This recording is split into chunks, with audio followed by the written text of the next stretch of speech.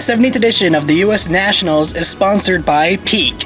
Peak original equipment technology matches all vehicle manufacturers' antifreeze technology requirements, and Peak has the perfect match for your vehicle.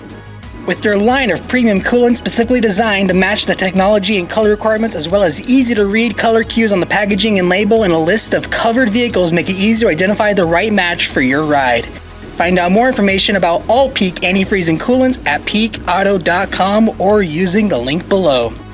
And be sure to sign up for our Peak US Nationals giveaway contest. We're giving away 3 swag bags from our friends at Peak Performance. Winners will be announced during Monday's recap video following the 70th edition of the US Nationals. A link to the form will be provided below. Welcome back here to your US Nationals Sportsman recap here on Mighty Mac on YouTube.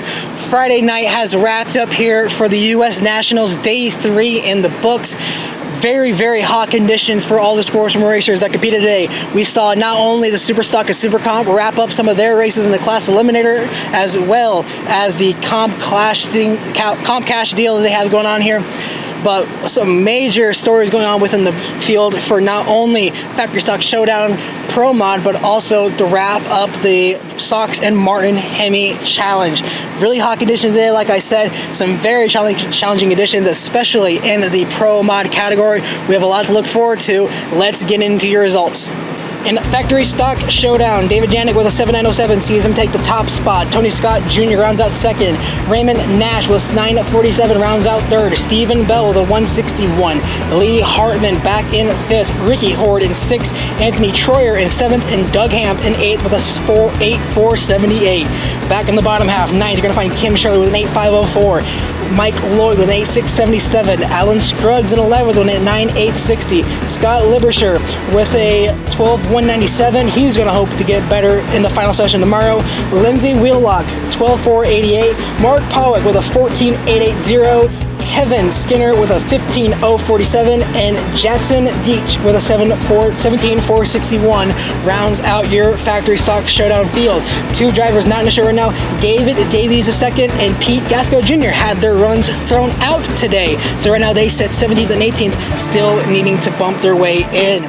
In Pro Mod, you saw some incredible racing out there today. Very tricky conditions for anybody in this field, and it improved. If you got into the night session, you saw really slicky conditions in Q1, and you saw some really sketchy conditions in Q2, as a lot of drivers were hanging on the wheel, just trying to get a good run. After 2 qualifying sessions so far, Justin Bond with a 5.773, stomped on the field today to round out Friday. Khalid Al-Balushi, a 5.786, sees him in second. Jordan Lazick with a 5.814 third. Lyle Barnett, after a disgusting fire leading into the U.S. Nationals, comes in for subbing another driver, finishes fourth so far with a 5.838. Scott Wildgut with a 5.859 rounds out fifth. Ken Quartuccio with a 5.878 round sixth. Stevie Jackson with a 5.881 seventh, and Dmitry Samarukov with a 5.883 rounds out the top half. Sidney Frigo with a 5.884 rounds in 9th. Mike Thielen 10th. Billy Banica in 11th. Stan Shelton 12th. Mike Strafinos in 13th. Nick Janik in 14th. Jason Scruggs 15th. Chris Thorne in 16th. And then in the bottom half, J.R. Gray Jr. 17th. Dwayne Wolf 18th. Mike Castellani, your reigning Pro Mod champion, in 19th.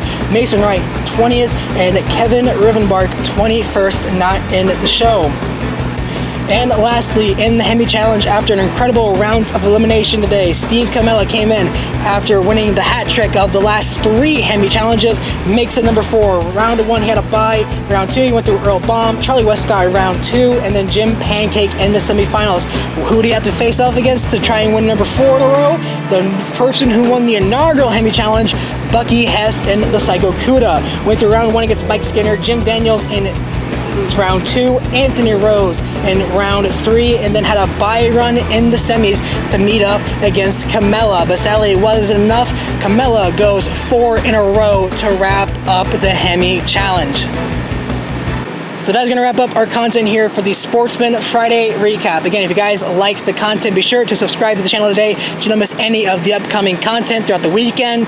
We're going to be here all weekend long, giving you guys all the Sportsman recaps that you can desire. We're trying to get some highlight videos from the NHRA, but that's still a work in progress. Thank you guys so much for watching. Be sure to subscribe to the channel, follow social media pages down below, Money Mac 03 on Facebook, Twitter, Instagram, and TikTok, and be sure to sign up for the Peak U.S. Nationals giveaway, where it includes a signed hat from Fast Jack Beckman. Until Saturday afternoon, it's Money Mac. We'll see you next time.